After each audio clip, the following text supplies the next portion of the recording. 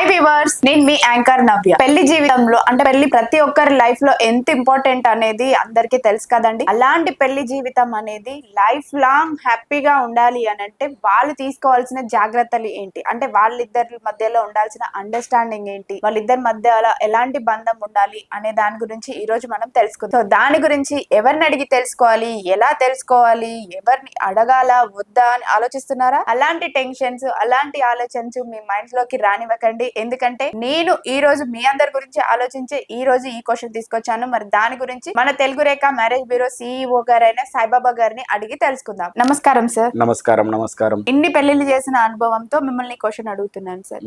పెళ్లి లైఫ్ అంటే life long అంటే వాళ్ళు బతుకున్నన్ని రాళ్ళు లైఫ్ లాంగ్ హ్యాపీగా ఉండాలి అని అంటే వాళ్ళిద్దరి మధ్యలో అండర్స్టాండింగ్ ఎలా ఉండాలి, అసలు ఏది ముఖ్యమంటారు? ప్రేమ, డబ్బా, బాధ్యతను? వాళ్ళిద్దరి మధ్యలో ఎవరైనా కావచ్చు, ముందు అనుమానాలు ఉంటే అవి తీసేయాలి.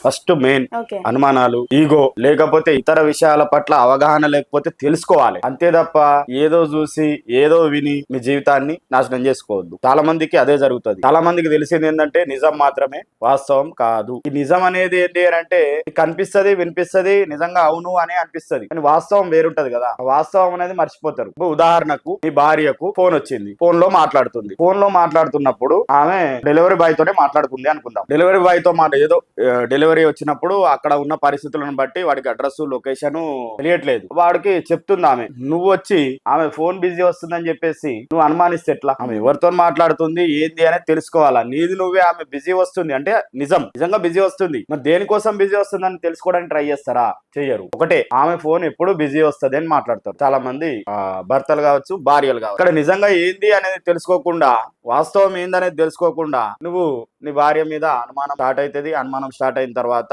ఇద్దరి జీవితాలు ఏముంటది, ఇక రోజు ఒకరి మీద ఒకరికి అది పెద్దగా అవుతుంది అనుమానం. ఒకరు అనుమానించిండ్రు అని అంటే ఇంకొకరు లేదు అని అంటారు, ఒకరేమో కాదు అంటారు. అక్కడ లేదు కాదు అనే విషయాలు ఎక్కువైపోయి ఏదో ఒక రోజు పెద్ద గొడవగా మారుతాయి. కాబట్టి దయచేసి ఏంటంటే నిజంగా ఆమె ఏం చేస్తుంది అనేది తెలుసుకో. అంతే తప్ప అనవసరంగా అనుమానించడం అనేది మెయిన్ మానేయాలి. ఈగో. సంసార జీవితం అంటే పెళ్లి బంధం బాగుండాలి అని అంటే భార్య భర్తలు ఈగోలోకి పోవద్దు.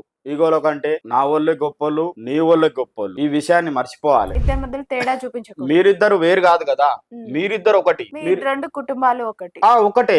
కుటుంబాల గురించి పక్కన పెట్టేయి, కనీసం మీరిద్దరైతే ఒకటే కదా.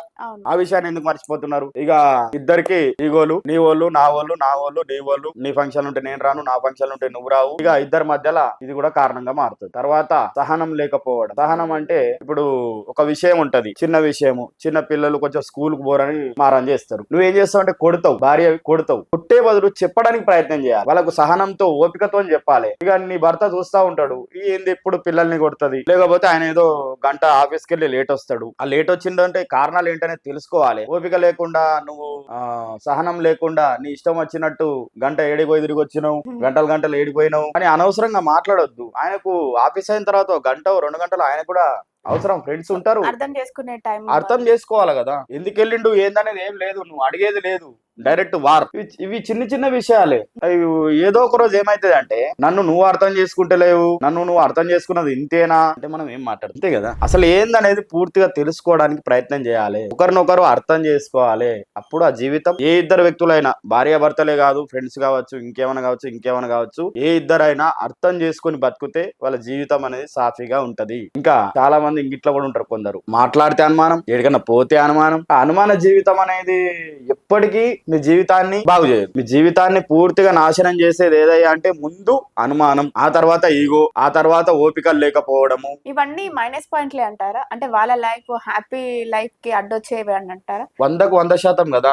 మీరు చూడండి, ఎవరి జీవితం అయినా నాశనం అయిందంటే కారణాలు ఏంటి అని అంటే అనుమానము, ఈగో ప్రాబ్లమ్స్, సహనం లేకపోవడం, అర్థం చేసుకోకపోవడం. ఇవన్నీ కామన్ గా ఎవరికైనా ఎవరి లైఫ్ లో ఇవే జరుగుతాయి కదా. ఇవి జరిగిన తర్వాతనే గొడవలకు వెళ్ళేది. ఇప్పుడు కోర్టులు మెట్లెక్కి వాళ్ళు గొడవలు చేసుకుంటున్నారు అని అంటే ఆ కోర్టులలో కూడా ఫ్యామిలీ ప్రాబ్లమ్స్ పోతున్నాయంటే కారణం ఏంటి? వీళ్ళిద్దరి మధ్యలో సఖ్యత లేకపోవడమే కదా. వీళ్ళిద్దరి మధ్యలో సఖ్యత ఉంటే వీళ్ళకి అవసరం కూడా లేదు కదా. మరి సఖ్యత అనేది లోపించినప్పుడు ఆటోమేటిక్ గా గొడవలు అయిన తర్వాత ఏమైతుంది, అది ఇంకా పెద్దగా అవుతుంది. పెద్ద మనుషులలో కూర్చుంటారు, ఆడికెళ్ళి కోర్టుకు పోతారు. కోర్టులో కూడా చెప్పేది ఏముంటది, చెప్పులు అరుగుతాయి, తిరిగి చెప్పులు అరుగుతాయి. ఒకానొక టయానికి నేను అప్పుడు అనుమానించకపోతే బాగుండు, నేను అప్పుడు ఇవ్వకపోతే బాగుండు, లేకపోతే నేను ఓపికతో ఉంటే బాగుండు, అర్థం చేసుకుంటే బాగుండు అని నీకు ఎప్పుడో 45 సంవత్సరాలు 50 సంవత్సరాలు 60 సంవత్సరాలు ముసలి వయసుకు వచ్చిన తర్వాత నువ్వు ఆలోచించి ఏం లాభం. కాబట్టి ఏ జంట అయినా ఎవరైనా ఇద్దరు చేస్తున్న ప్రయాణంలో ఎంత వీలైతే అంత మీరు నమ్మకంతోని ఓపికతోని అనుమానం లేకుండా ఈగోలు లేకుండా మీ జీవితాన్ని నడిపిస్తారో 100% మీరు బాగుంటారు. మీకు ఎవరు చెప్పాల్సిన అవసరము రాదు, మీకెవరు గైడ్ ఇవ్వాల్సిన అవసరం రాదు. ఎందుకంటే మీరిద్దరు గొడవ పడుతున్నారు అని అంటే వేరే వాళ్ళు అనవసరంగా మీ మధ్యలో దూరుతారు.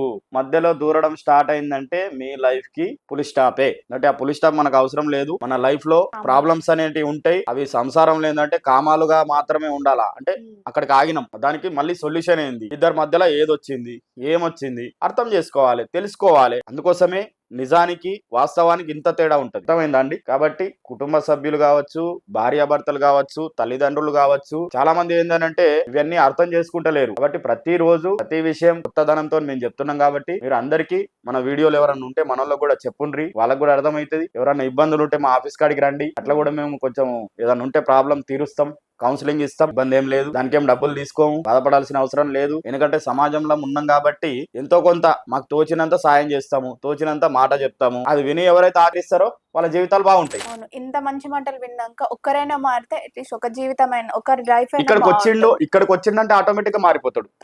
ఎందుకోసం అంటే మేము అట్లా ట్రాన్స్ఫర్మేషన్ చేస్తాం కదా, ఎంతో కొంత చెప్తాం కదా, జీవితాలు దగ్గర నుంచి చూపిస్తాం కదా, ఉదాహరణలు దగ్గర నుంచి చూపిస్తాం. ఎందుకంటే ఇప్పుడు కెమెరా ముందు నేను ఉదాహరణలు కొన్ని ఉంటాయి, అవి నేను విడమర్చి చూపలేను, అవి చెప్పడం కరెక్ట్ కాదు కూడా. కాబట్టి మేము ఎంతవరకు మాట్లాడాలనో ఇక్కడ అంతవరకే మాట్లాడతాం. కానీ ఎలా ఉంటది ప్రాక్టికల్ గానే చూస్తే అప్పుడు వాళ్ళు ఆటోమేటిక్ గా మారిపోతారు. చాలా మందికి తెలియదు. కాబట్టి దయచేసి అందరూ సంసార జీవితంలో బాగుండాలి అనుకుంటే చూడండి, పెద్ద మనుషులు పాతకాలంలో ఎట్లున్నారు, అన్యోన్యంగా ఒకరినొకరు అర్థం చేసుకొని ఓపికతోని సహనంతోని అనుమానం లేకుండా ఉండే. కాబట్టి వాళ్ళు బాగున్నారు, ఈగోలు లేకుండా బాగున్నారు. మీరు కూడా అర్థం చేసుకొని మన భారతీయ సాంప్రదాయం చాలా గొప్పది. మనకి ఎన్నో విషయాలు చెప్పబడ్డాయి, మనకు రామాయణంలో చెప్పబడ్డాయి, భారతంలో చెప్పబడ్డాయి, వేదాల్లో చెప్పబడ్డాయి. భార్యను ఎంత గౌరవించాలి, భర్తను ఎంత గౌరవించాలి. కాబట్టి ఒకరినొకరు అర్థం చేసుకొని బతకండి. తెలియకపోతే తెలుసుకోండి. ఎందుకంటే ఇప్పుడే జనరేషన్ స్టార్ట్ అవుతుంది. చాలా మందికి ఏంటంటే తెలియక చేస్తున్న మిస్టేక్స్ ఇవి. కాబట్టి వాటిని మార్చుకునే ప్రయత్నం మీరు చేస్తే ఖచ్చితంగా మీరు జీవితంలో 100% మీ లైఫ్ అనేది బాగుంటది. ప్రేమ, పెళ్లి